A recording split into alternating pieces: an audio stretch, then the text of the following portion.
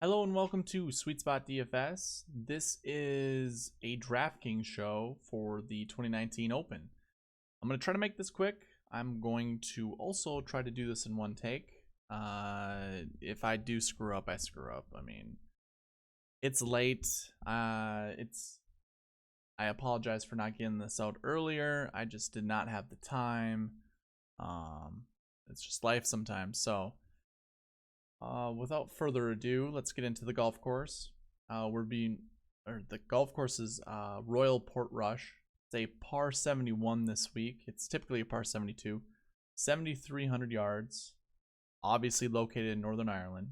I shouldn't say obviously, because if you guys don't know where that's located, the Open Championship is at Royal Portrush.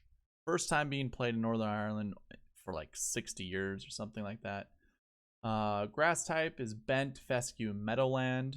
I think it goes like 50% bent, 30% fescue, and 20% meadowland. So I don't have a grass type or any kind of correlating golf course other than maybe last year's Open Championship.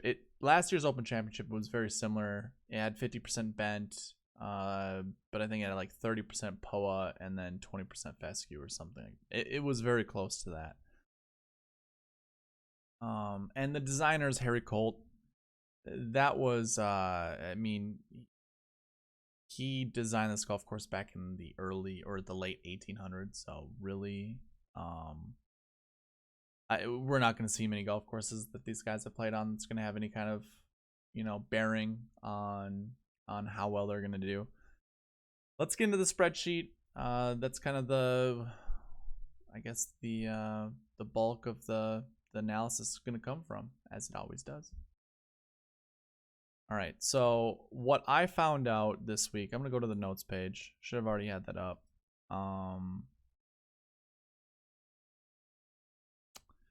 We have the buckets here.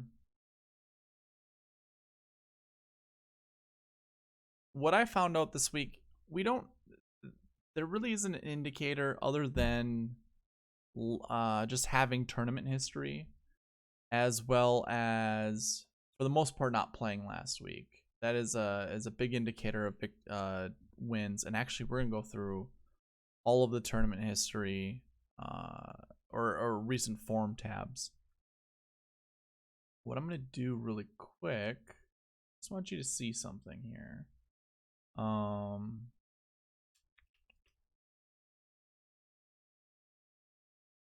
Break this up. You can see all the tabs at the bottom that I have. All of these down here. This is the Open Championship. So I have total recent form, which includes both European events as well as American events, or I should just say PGA Tour events. And so right down here we have 2019 TRF, just means total recent form. Then I have our recent normal recent form, which again, you know how I typically do the PGA Championship, or not PGA Championship. Well, how I do PGA events typically is going back and looking at the last 7 rounds of golf to incorporate what my recent form average is. Well, not only do I do that for, going back the last, 6 years? Well, from 2019 to 2013. I do it for recent form Euro. So I have all of these just to figure out, just to try to find some kind of tell.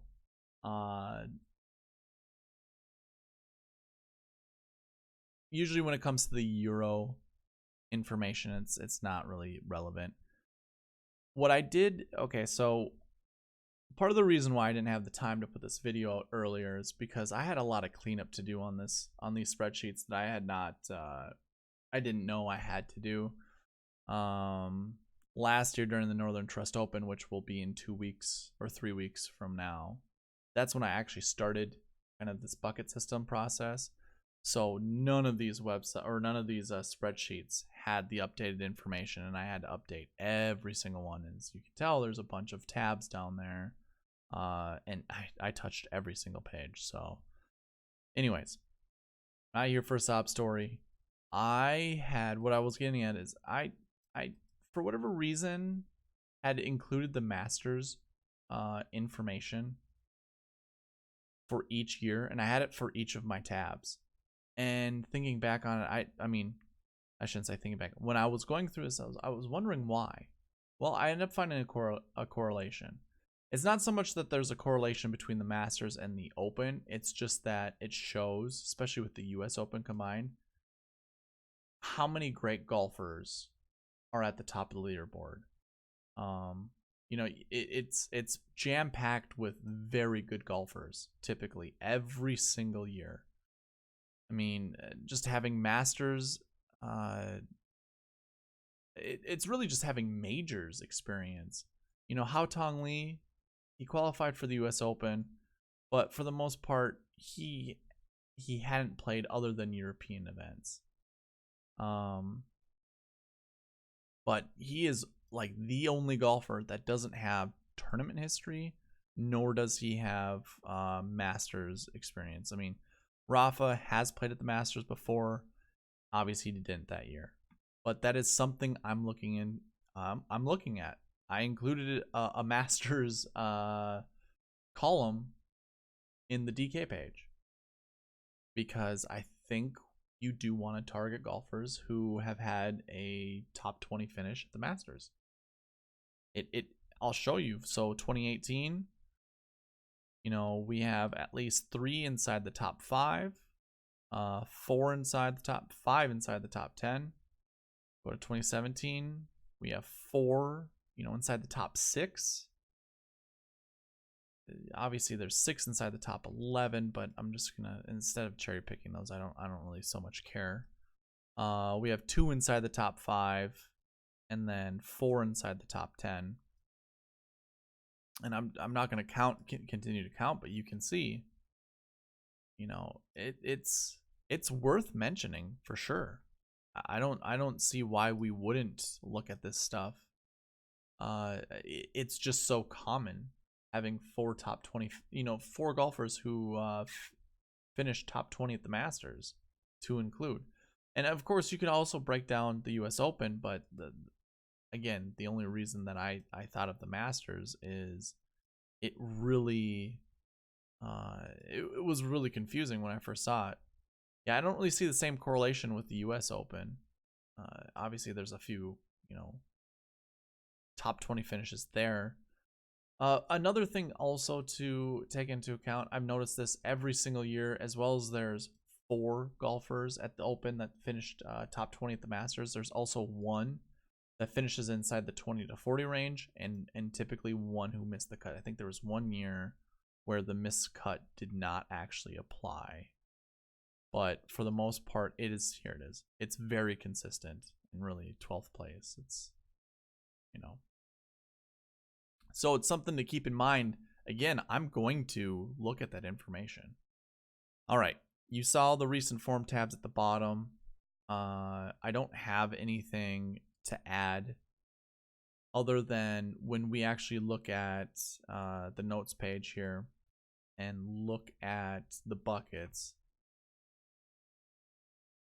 we see a lot of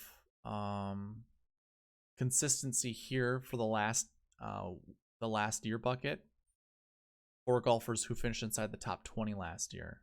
You also see some consistency for 20 to 40th place. And then the rest of it, not so much. This is, you're going to see this is a ranking that is it's difficult to analyze only because we have such a huge number here in 2014. And I'll show you the combinations. Here, I'll just show you it right now. It is so weird, and I know it's split a little. I'm just gonna widen this, so I did it the opposite way.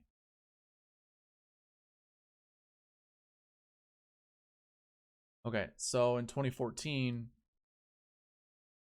these 3s, you know, really just dominate all the threes that you can find elsewhere on or in the combinations of last week. And they're just here at the top for the top 5. I mean, that's what happened. What I've found out primarily with kind of doing these last year bucket analysis. 2013 was an odd year for most tournaments. It did not it didn't follow suit with the rest of the years. However, it's still data and it's still something to analyze. Okay, let's get into that. Let's just go through this quickly. I just wanted to point that out, keep that in mind. We do see consistency with the last week bucket of 2. There's more consistency in the last week bucket 2 than there is the last week bucket 1. Only because there's one instance where there was only one golfer within that range, where there are at least two every single year. So while we're creating lineups, you could keep that in mind, but really, I'm going to keep an average of 2 to 3. You see 3 a lot. You could create a lineup primarily of 1s and 2s. And when you look at the top 5 here, this is the top 5 table for last week. 1s and 2s dominate. I mean, you don't have many 2s, 3s, or I should say 3, 4, or 5, or 6s. I mean, you have 0 6s. And the rest of them are just 1s. So really, the last week bucket is going to matter. And this is a major, so the last week bucket typically in most majors looks like that did not play the week before is a huge factor in determining success at this tournament. But also having a 1st to 20th finish, that matters as well. Coming down to the top 10 bucket, this is where we kind of find our consistency, a little bit more consistencies, and this is also these are what are, on the DK page. We go by the top 10. I don't know why that was so difficult to spit out, but regardless, it was not, whatever. Here we go with the ranges, very close to each other, super close. That's where I would look at the top 5, and even the top 5 is super close. I just go by the consistency. That's what I like to see. Obviously, it was really close here, not so much here. Definitely high numbers. So the last year bucket's kind of a difficult bucket to go by. I still would prioritize last year bucket 1s. Definitely, choosing at least 2 from that. Looking down here to last year bucket 2s and definitely grabbing at least 1. And this is what I'm talking about with last year bucket 3. Sure, it has a high count, but it's only because of 2 years worth of data that just jump off the page, basically. But the other consistent one here would be the 5s. I'm sorry, all of them are consistent. You see 1 in at least all of them except for 6s and 3s. Or last year bucket 6 and last year bucket 3. Yeah, I mean, I don't I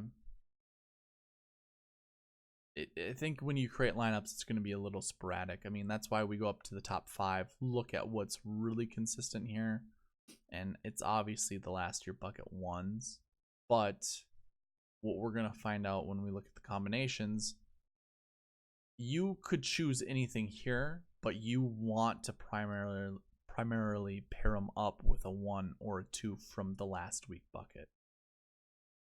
All right, let's look at those combinations really quickly and see, just point out the things we see more than once. 1-1s. When I looked at this, I saw, okay, let's look at all the 1s. And when we go through all the 1s, here you have a 1-3, but the rest of them are 1-1s. Here you have a 1-3, here you have a 1-3, a 1-2, 1-1, 1-1, 1-1, 1-1, 1-1, 1-1. So, you know, playing a 1-1 looks to be probably the smarter combination to play. It's not in every single tournament for every year, I should say. Obviously, 2017, we didn't see a 1-1, but you see 1-1s everywhere else. And much like the John Deere Classic, when we found Russell Henley using this strategy, you certainly can find good golfers that are 1-1s. I mean, you're going to find a lot of them, to be honest with you. It's definitely breaking down and trying to figure it out. But I do want you to also take into account, you didn't see a 1-4, you didn't see a 1-5, you didn't see a 1-6. Why do I bring that up?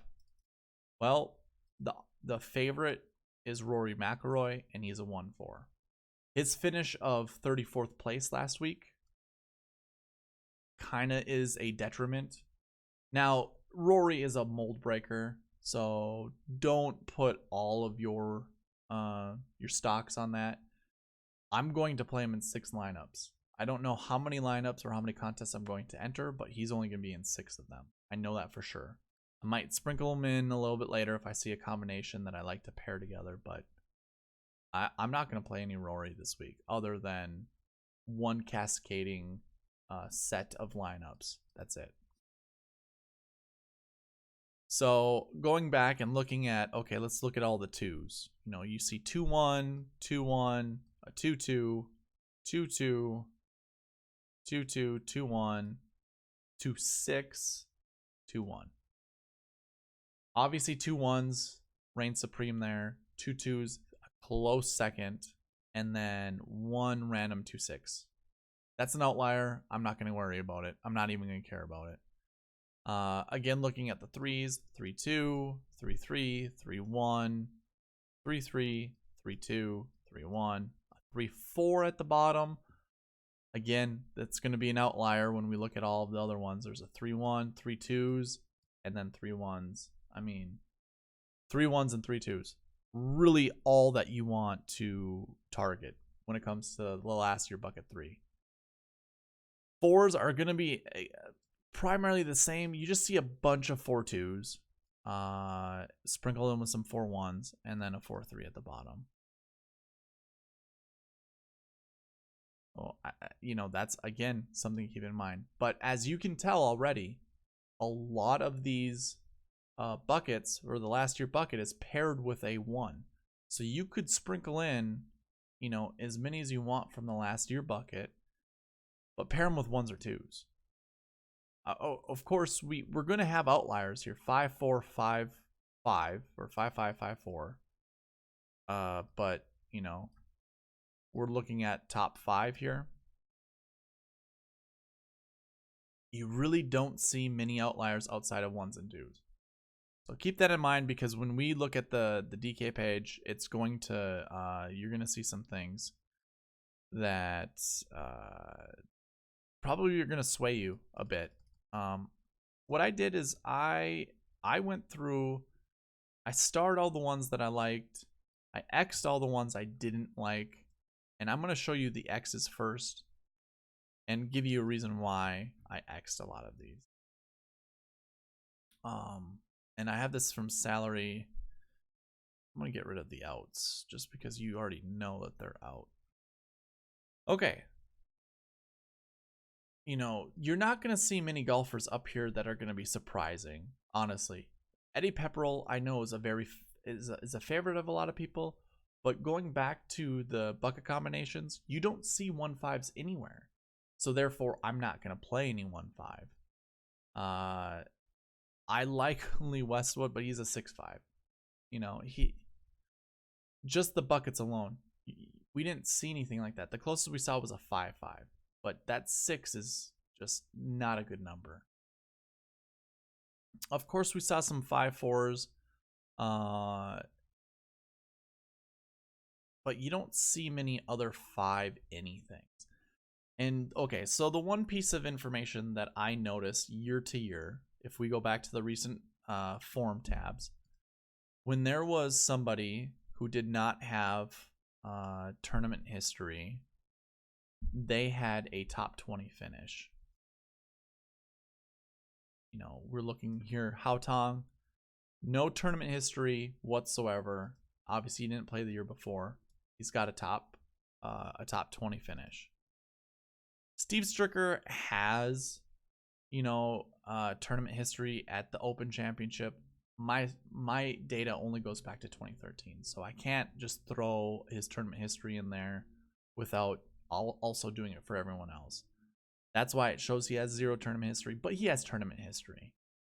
Andrew Johnston, probably really the only person that we're gonna see inside the top 10 of the Open Championship any given year that didn't have tournament history, that also did not have a top 10. But you have Ty Hatton here. Had an 85th the year before, second place. I don't know why I mentioned that. I just knew he didn't play the year before, or the year before the year before. Jordan Niebrugge, probably, I think he was an amateur. Yeah, he was an amateur this year. I don't like putting amateur, it messes with my data. I'd rather just have a full name. So that's why I don't have an amateur status next to him. But he is an amateur. He probably is really the only person that breaks a mold. And honestly, you probably didn't need him. He probably actually was part of the optimal lineup, but I don't have that information. Just looking at these golfers here, I don't know if Zach Johnson was, would have been a high price guy, or even Mark Leishman. Anyways, Eduardo Molinari. Now we're into 2014, where I don't record any tournament history because it would just be 2013's history. But again, going back to all of these, now that I kind of reflect on it, I see it where I want to see it. Otherwise, I don't. I guess in full conscious, I can't tell you to only select golfers that have a top 20 finish in a previous tournament leading up to the Open. But in another way, I would just tell you, I guess, avoid playing golfers who don't have tournament history. You're going to see the majority of golfers inside the top 10 have had tournament history, good or bad. So it's definitely worth playing golfers who have tournament history. So with that being said, instead of saying course history, you should say tournament history. A lot of these golfers who don't have tournament history, the fact that they're a 5, I'm just avoiding completely. Well, I suppose a 5 is going to be a blank last year. But to pair up with their last week score, that's the reason why. I mean, yeah, it's not consistent enough. So we're just going to leave it at that.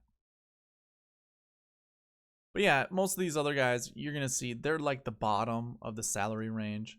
Golfers who played through qualifiers to get into the Open. I'm not going to really worry about them. If I get screwed by any of these golfers down here, then so be it. But we were able to get rid of 51 golfers. Well, 50 golfers. So now we'll put the rest of the guys in here, and we will go through. We'll go through the buckets. Yeah, let's just go through the buckets. So we'll just look at the ones here. Sort by salary. We don't have too many ones after we X'd out some. Actually, I don't know how many I X'd out. But if you recall, basically everyone who is a 1 in the last year bucket 1 is in play. I've liked certain of these golfers. A lot of it has to do with just my general knowledge on their play. Now, Thorbjorn Olesen, not a bad golfer. Definitely worth the play. Alex Noren, I don't know what his game is like anymore. He's been pretty awful this year. I don't know what to expect from him. So I'm not, if I do play him, it might be in 1 or 2 lineups out of 100. Webb Simpson, a lot of people are going to be on him this week. Not saying that's a good reason to avoid him.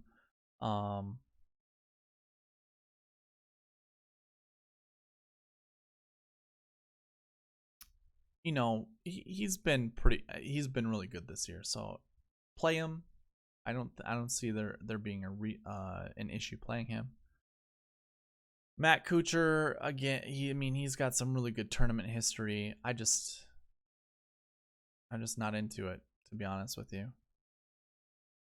And these 3 golfers I like quite a bit, but you got to make stands. So with that being said, I like the golfers I have starred over here, and we'll get into some lineup creation a little later. I'm not going to do it right now. Let's get into the 2s. The this bucket for 2 is pretty small. Capped off by Brooks Koepka. Oh boy, why did I do that? I do like Brooks this week.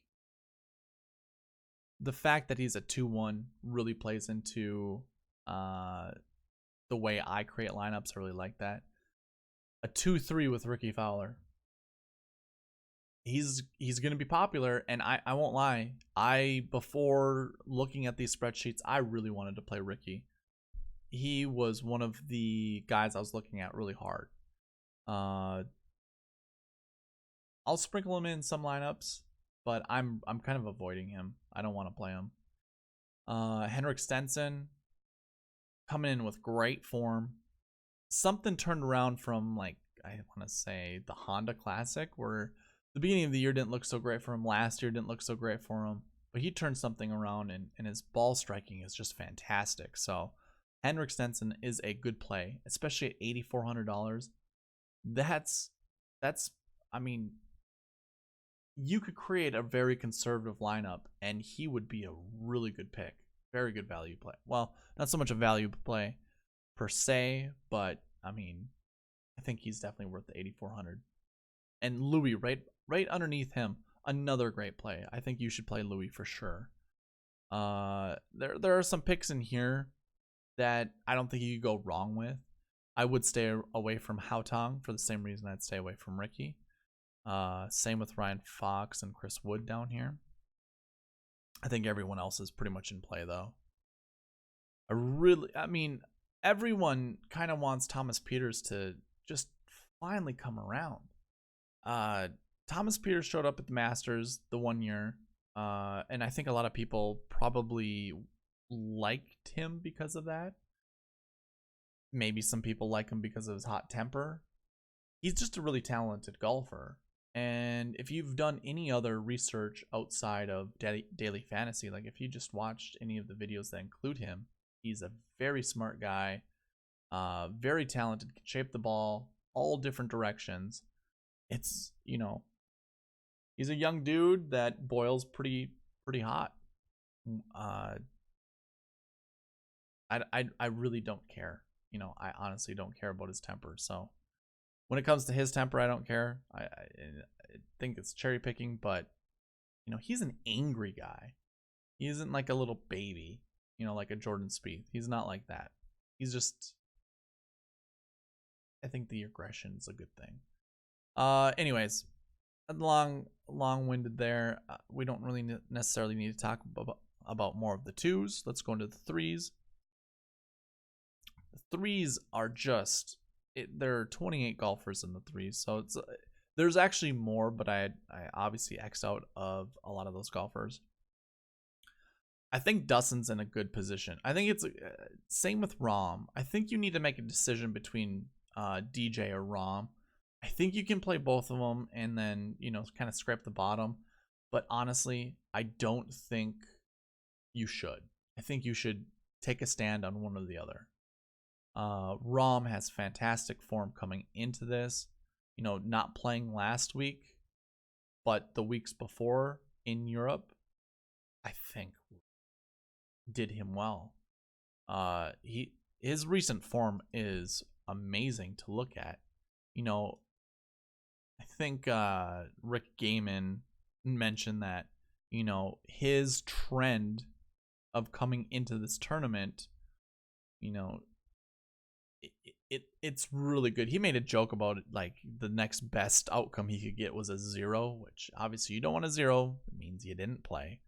But that recent form is fantastic. You know, typically when you see it 2, you're like, okay, he's played 1 tournament.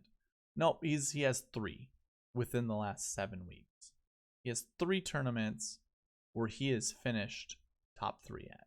So something, I would say something is, obviously something is going good for him, but I think he's figured something out where, you know, before he might have been just a little off, and then pair that with the emotions that you know, fuel him kind of in a negative way. But yeah, I like both of them. I'm probably gonna have even ownership with both of them. So I tell you guys to make a stand.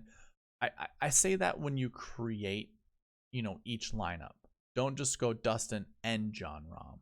Plus they're 3s, and you're not gonna see that many 3s inside the top 5. And at their salary, you want top 5 finishes. So you have to pick one or the other. And just to reiterate that, let's go back here. Look at the top 5 of most of these. Okay, so in 2014, sure, we had a bunch of 3s that finished inside the top 5. But, you know, going back every other year, other than 2014, obviously, you don't see that many 3s inside the top 5. And if we were to go look at 2014 and see who those golfers were, because that's kind of part of the other piece of the analysis I like to do. Rory, Ricky, Furyk, and Leishman. I think Leishman was pretty cheap that year. I can't remember about Jim Furyk, but obviously you got 2 studs there, so maybe I'm eating my own words right now. Maybe you can play both of them, and maybe it's worth it. Okay. I'm sold. That's fine.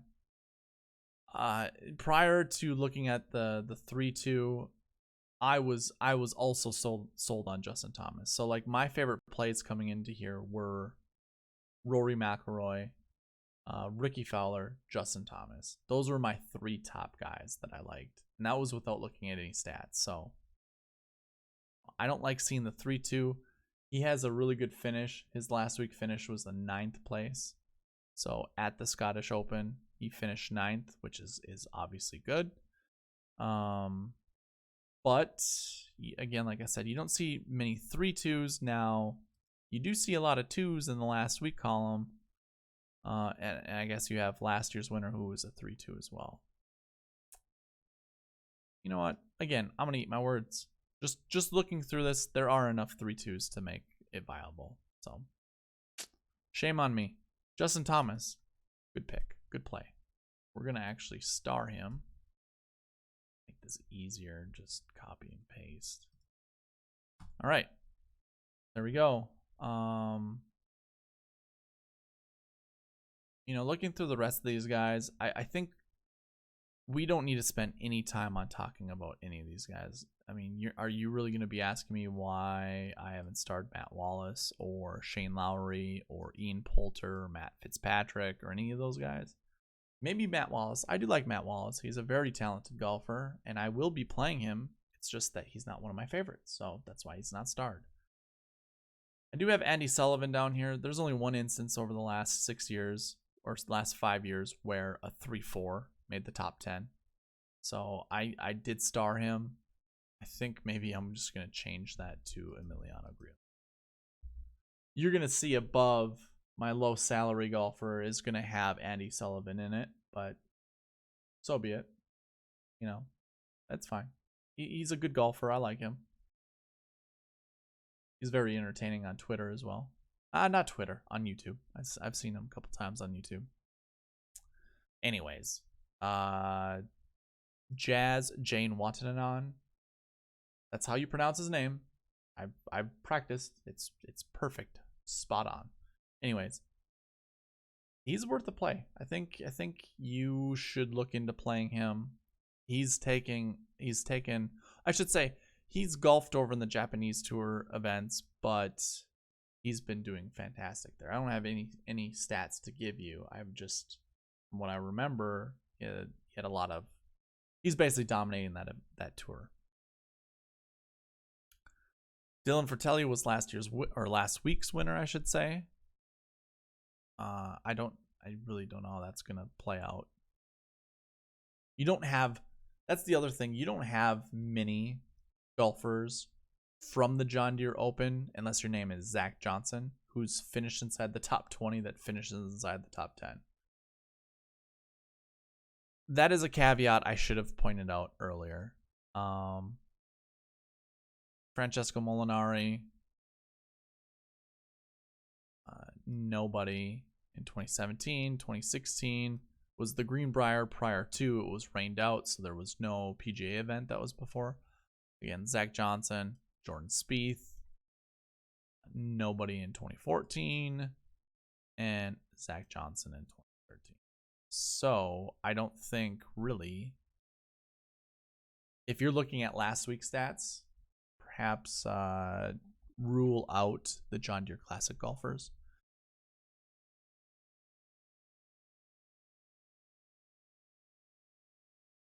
I will say maybe if there is a good golfer that came out of the John Deere, which obviously there weren't too many good golfers. When we get to there, I'll let you guys know, but I don't remember there being any good ones. Looking at the combinations, there were a lot of 4-2s, I believe. 4-2, 4-1, 4-2, 4-1, 4-3, 4-1, 4-2, 4-1. Okay, so a lot of 4-1s and 4-2s. That's why we're on golfers like Mark Leishman. Why we're on golfers like Paul Casey. I mean, just look, all the 4-2s and 4-1s. Shabanka, probably not going to play him whatsoever. 4-4, just you don't see it. I'm not going to play any Yuta.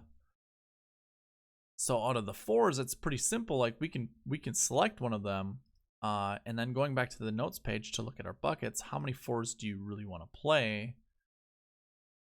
We come here, pretty inconsistent. We come up here, you see at least one inside the top 10.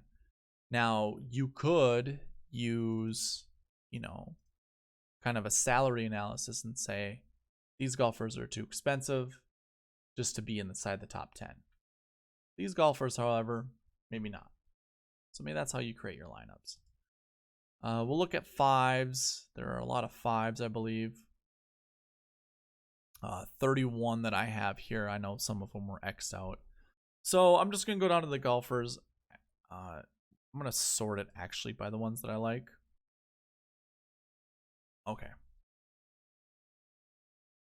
I starred a lot of the super cheap guys and guys you wouldn't know. Now, that tournament history, remember, you don't want to find many golfers there that have zero tournament history other than golfers who finished inside the top 20 sometime in the last week.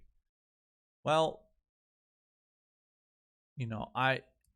that's where a lot of these guys, these first timers at the Open Championship. I think you pronounce his name Audrey, but I could be wrong. But anyways, he has 2 finishes inside the top 5, I want to say, over the last 5 weeks. If I go down to, maybe it's Audrey. Okay, not inside the top 10 or inside the top 5, but inside the top 20. Now he is trending kind of the opposite direction heading into this tournament, but having that looks pretty good. So I think it's worth a play, maybe a bullet, $6,600. It's pretty good. You can do some stars and scrub lineups with him. Benjamin Hebert, he's definitely a golfer worth looking into as well. Second place last week. Does he have a victory? Can't remember off the top of my head. No, he does not. Okay. Andrea Pavon was a golfer that I also starred right here. 2 top 5s. So this was the guy I was thinking of when I thought of the 2 top 5s. Obviously 2 missed cuts in there, so the volatility is pretty high. But I think, if you're looking for someone, it's not a bad play. I will say for the golfers who did golf last week, if we were to look every single year and look at the golfers who did golf last week and found themselves inside the top 20, golfers who in their previous tournament, their most recent previous tournament, finished inside the top 20. Of those golfers to finish inside the top 10, most of them are pretty darn good. Rafa, maybe really the only golfer that I would consider maybe not the most elite golfer, but Henrik Phil. It's nice seeing Ty Hatton there. He had already had 1 year of experience. Zach Johnson, Jordan Spieth, Rory and Ricky, Phil and Stenson. If you're targeting a golfer who played last week that finished inside the top 20, find a golfer who is, quote unquote, an elite or a better than average golfer, better than average tour player, I should say. I see Jim Furyk here. Again, any 5-1, I think you're okay to play. I was thinking of, you know what? I'm going to star Keith Mitchell also. For whatever reason, I just have a feeling he's going to do well this week. Yeah,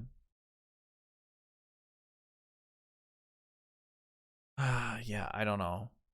I like that he didn't play. That's the big one.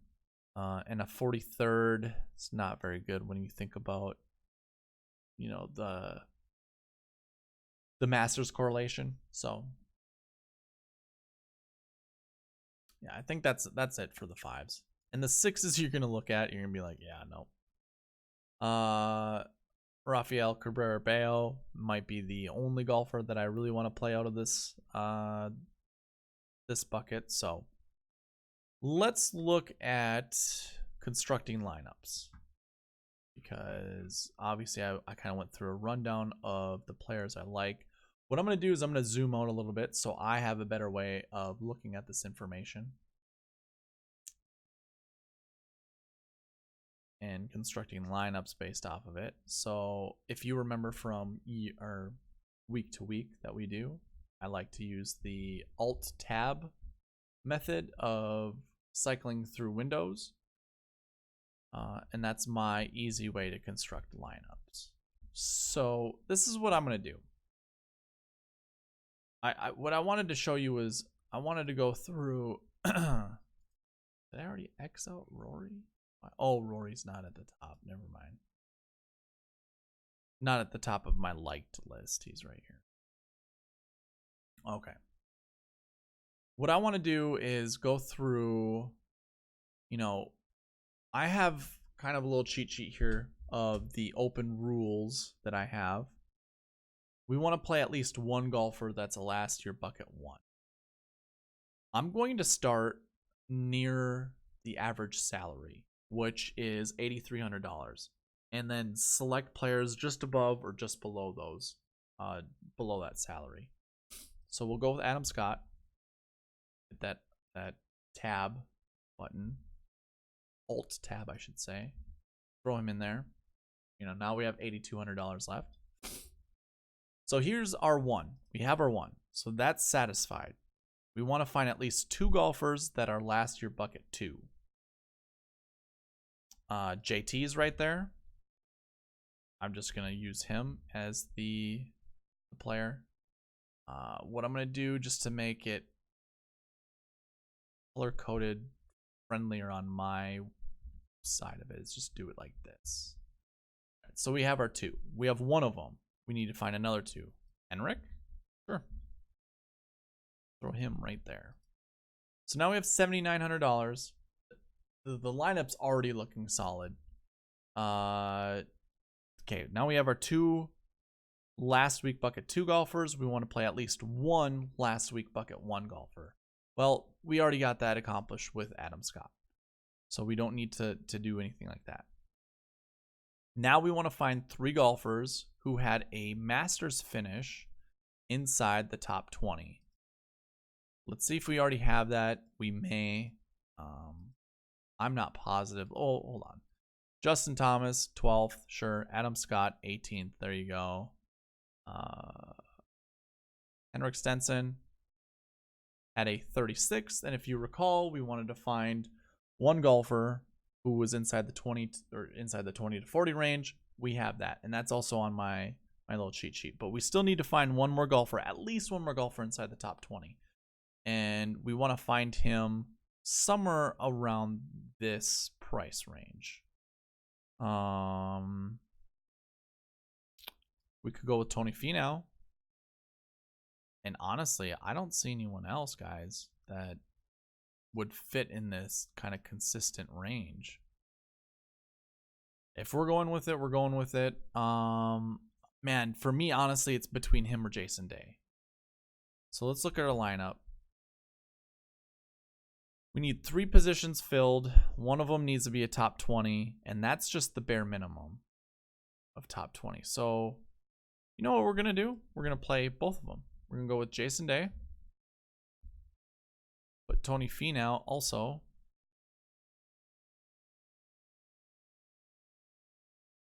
Of course, that C shows up. Stupid.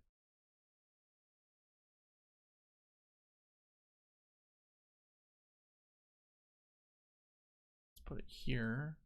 Move these guys over. Okay, now we have $7,300 left.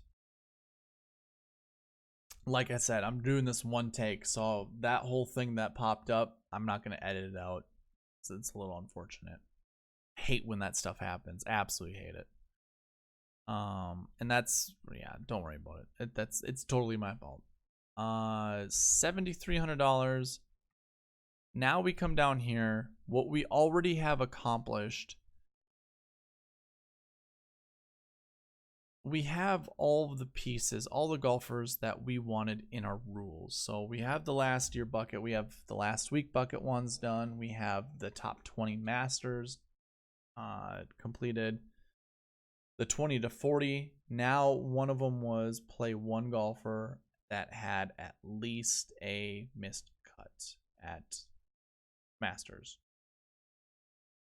That's a bit difficult to do since I don't see any of them here, you know, in that range. Probably would have been best to keep it extremely conservative. Let's see, we went with Scott and Day as well as Thomas.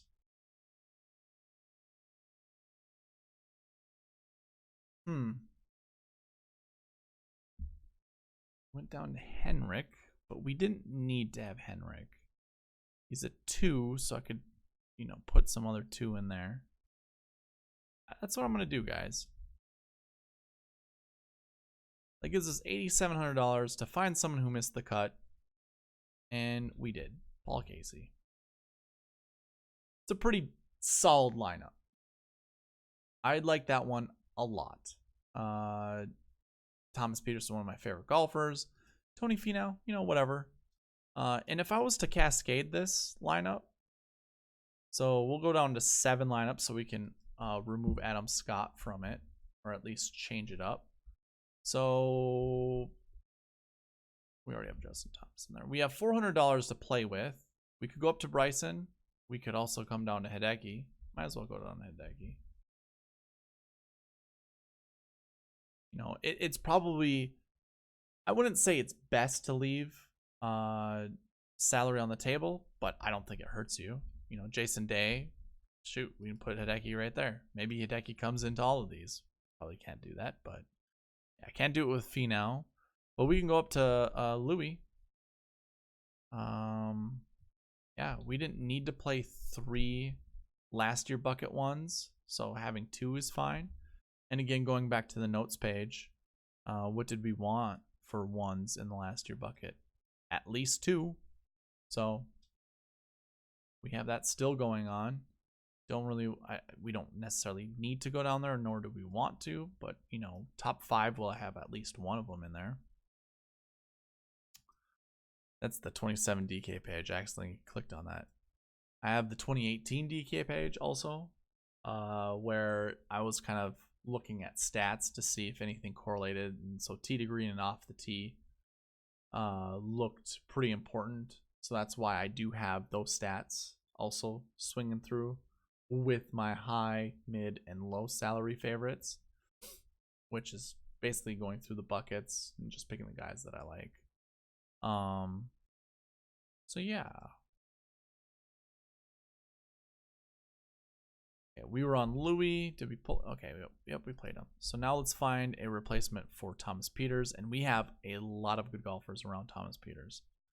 I like this whole list of golfers. Even right there, that group of guys, it's going to be really difficult for me to choose a favorite out of those. I like all of them.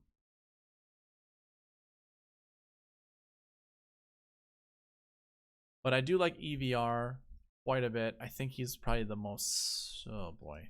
Let's just go Kevin Kisner. We can go all over the place.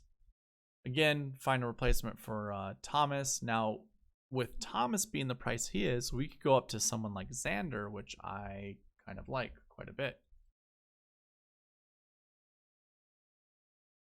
And then Paul Casey. You know, now we could play Henrik if we wanted to. I think I will. And there we go. I mean, we have all of that salary left on these lineups. And I like that line. I really enjoy that lineup. If you're a little cautious, like, okay. I'm going to do something I think I should be doing most of the time. You know what? Let's do this. Let's get rid of that. I'm going to put a little break between so you guys can see this. You know, we could still do this whole thing. Sure. All right. So we could do that again. But if we were kind of hesitant on some of these golfers, what we could do, like, let's say we didn't really so much care for Tony Finau as many times as he's there. You know, he's a high volatile player. We're not very confident on him. With him, we could do something like this. So now we have just a whole plethora of different golfers there. Same thing's going to apply with Thomas Pieters. I mean, obviously, we're not going to be that confident with Thomas Pieters. You know, let's put... Oh, we like EVR. Oh, he's already in there. Never mind. Now we could select those 2 guys.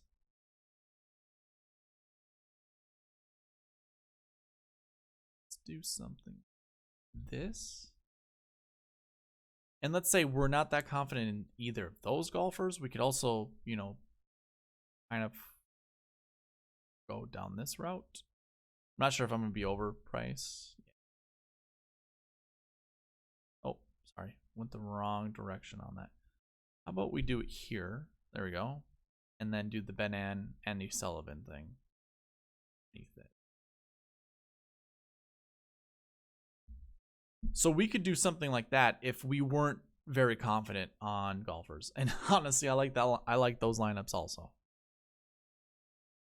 Oh man. Well, you have 1 day to copy my lineups. And there you go. I just created 14 lineups.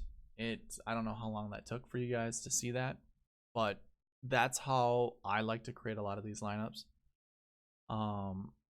This was one variation of doing it. Again, I pointed out the rules. I followed the rules how I liked them. This is obviously the more consistent or the more conservative route of picking these golfers. Again, I like to start out with the ones in the last year bucket and then work my way down that way.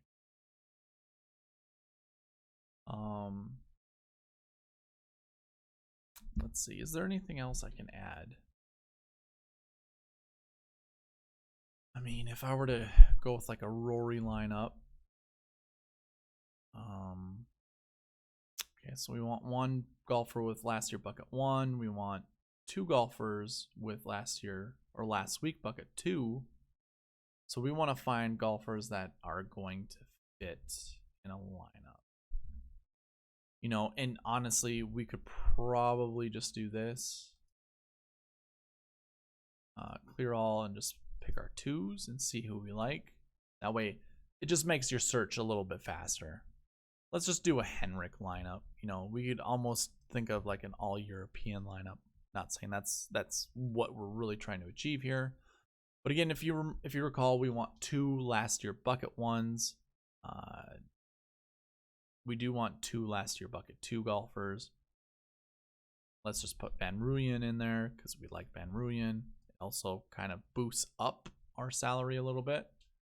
And maybe I'll just put him right next to Rory because I'm not positive who, if I can select another last year bucket 1 next to these guys. So anyways, so now we have our 2 last week bucket 2 golfers. We want to find now a last week bucket 1 golfer because Rory's not a last week bucket 1. He's a last week bucket 4.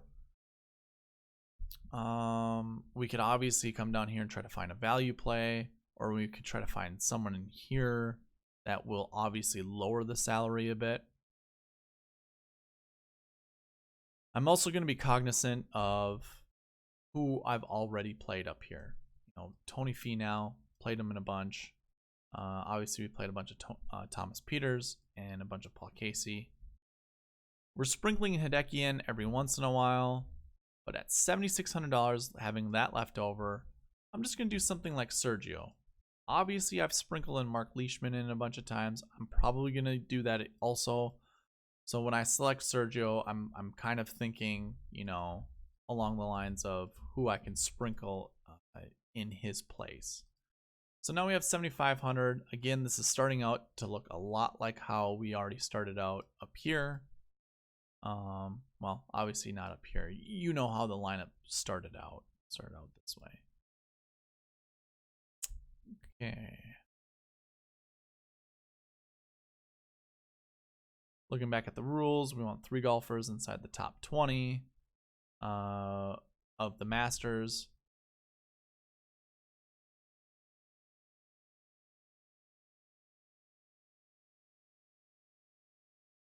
Here,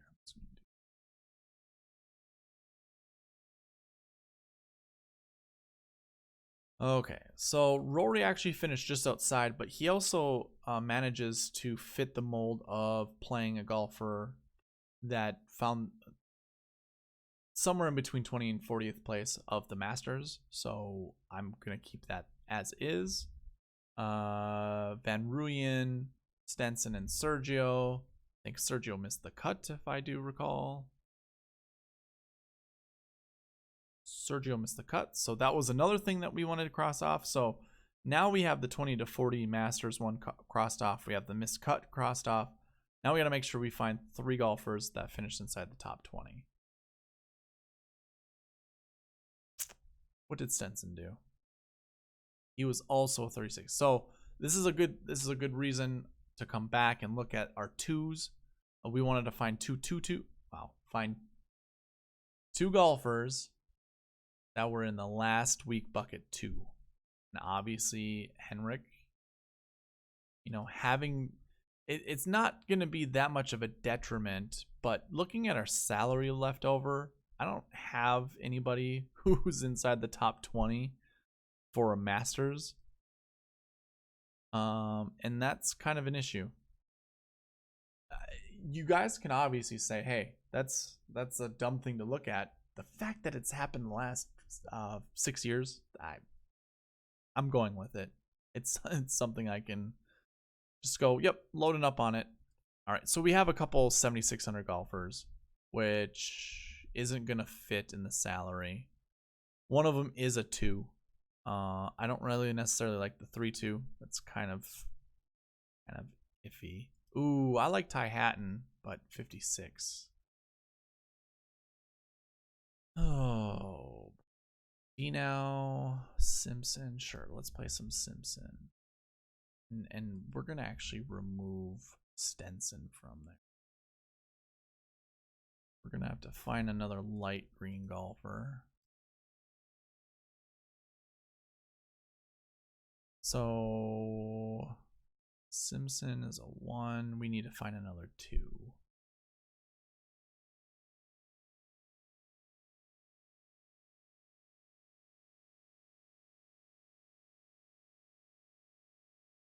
We could go with Thomas Peters. Dylan Fratelli. Kyle Stanley's not a bad thought.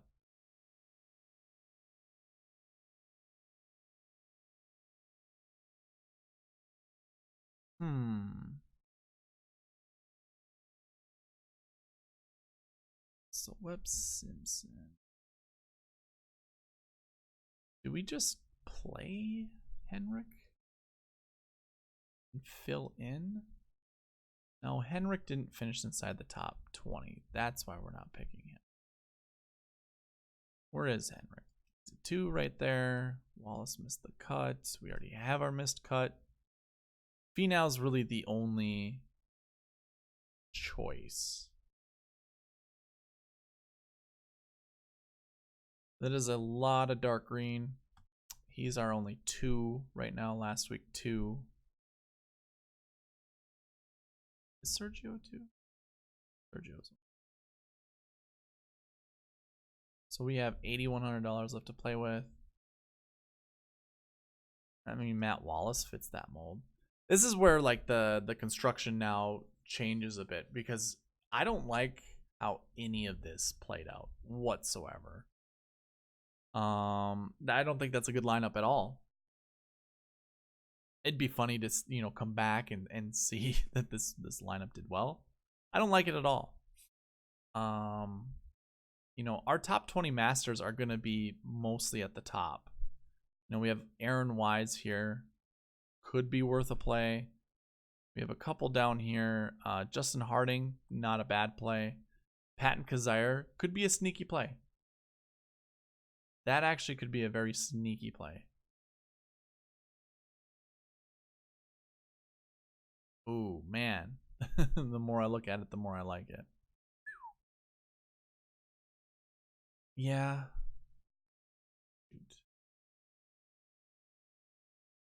I'm not going to do it unless I create a Stars and Scrubs lineup. Does Bubba show up?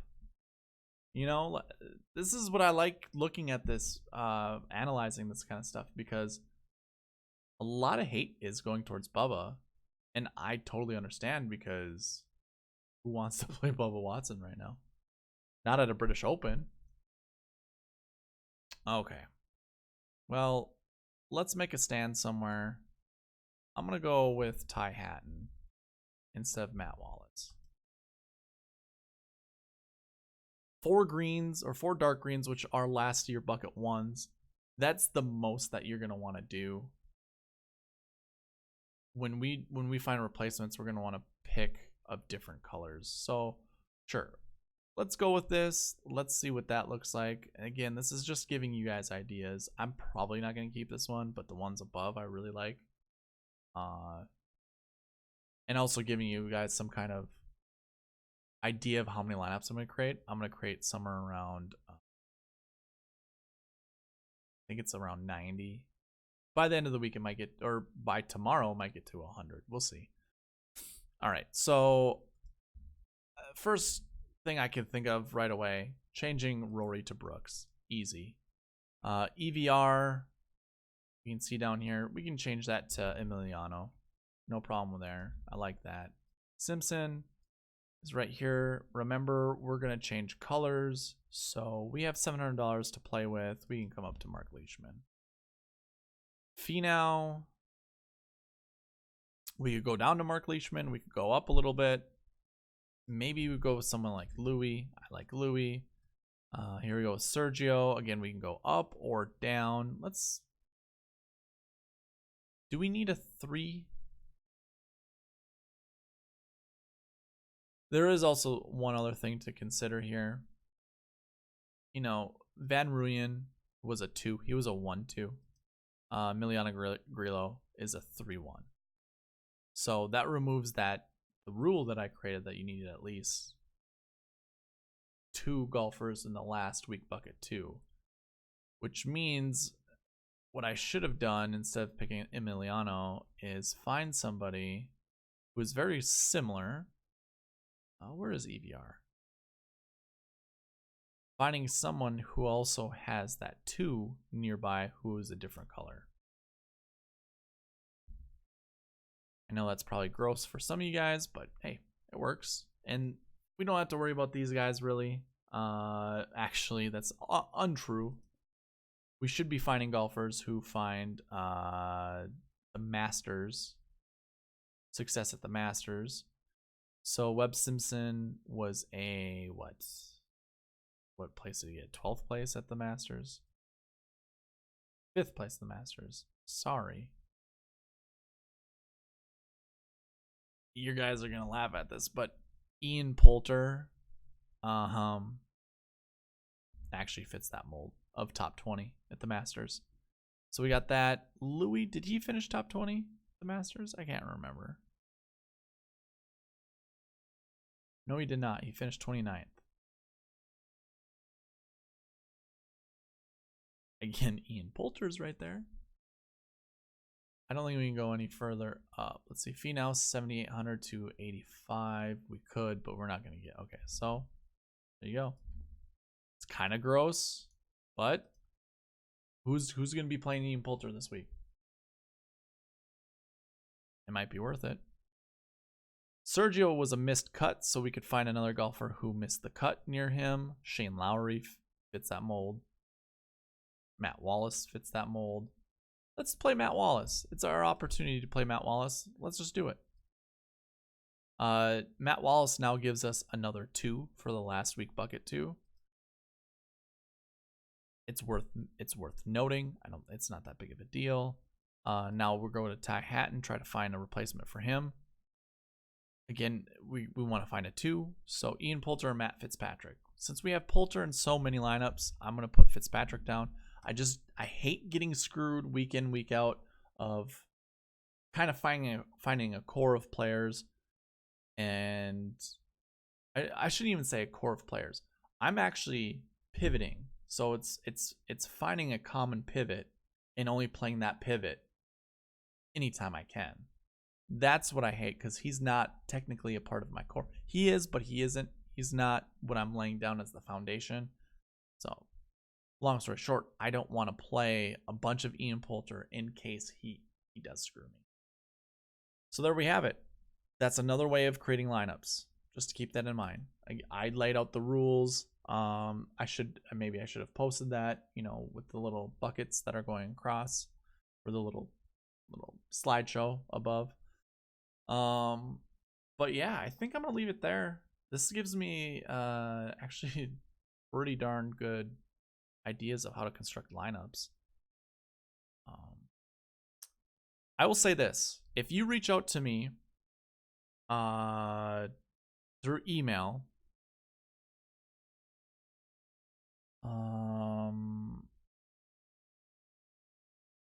okay. First of all, if you want access to this spreadsheet, I know it's short notice. I get it. What I'm going to do, and I've actually toyed around with this idea. I will create a video somewhere in the near future of how much I view my work for these spreadsheets. Every week, I go through and update a spreadsheet for a tournament. I have data recorded, again, the last 6 years, really the last 5 years until this tournament or this season ends, and then it'll be the last 6 of all spreadsheets that I have. It will be the last 6 years. You can, and I've thought about this long and hard, purchase a month's worth of spreadsheets for $5. You can purchase right now all of my spreadsheets except for the lineup construction page, which is my bread and butter. This page right here, the one that calculates all of this, it's my bread and butter. So all of them except for this one will be $50. Think about, you know, $5 a month times 12, that's 60, so you're saving $10. If you want the lineup page only, if you look down here, I have every single tournament. I do this every single week. So I create, you know, I do all of my spreadsheet work, and then I go and copy and paste all that information into here. So what you could do is, if you wanted the lineup construction page, this is another $50. Altogether, it'll be $100 if you want all the spreadsheets plus the lineup construction page. Feel free to email me right down below. Oh, I'm sorry. That is my Twitter. You can obviously tweet me there. But my PayPal is right down below. So if you send me a PayPal request within, I mean, currently it's 4 in the morning. I will be up in 4 hours. So in the next 4 hours, you may not hear from me. But if you do watch this in the next 4 hours and you send me money through PayPal for this, don't expect to get it until, you know, maybe within 5 to 6 hours. But I will constantly monitor my emails. You can reach me at sweetspotdfs@gmail.com. But yeah, if you do send me an email saying you are interested in purchasing these, we can come up with, you know, an agreement. And then base, you know, obviously off a sale, I will give you access to my spreadsheet. So in the future, I'm going to have some kind of, you know, it's definitely going to be a bit more, there will be a checkout button, and upon that checkout button, you will receive the spreadsheets. This is a way that when I see the money, I will just share them from my Google Docs. If you don't have access to Google Docs, I have started to convert these into Excel spreadsheets, so I can send you the Excel spreadsheets also. It's totally doable. Just let me know. With that, I am going to actually end this video. It's been an hour and 12 minutes, but I thank you for watching. Thank you for showing up. Like it if you enjoyed it. Subscribe if you aren't, or if you haven't, and leave a comment. I'd like to know any and all feedback. All right, guys, good luck at the Open. Hope you guys win a lot of money, and until next time.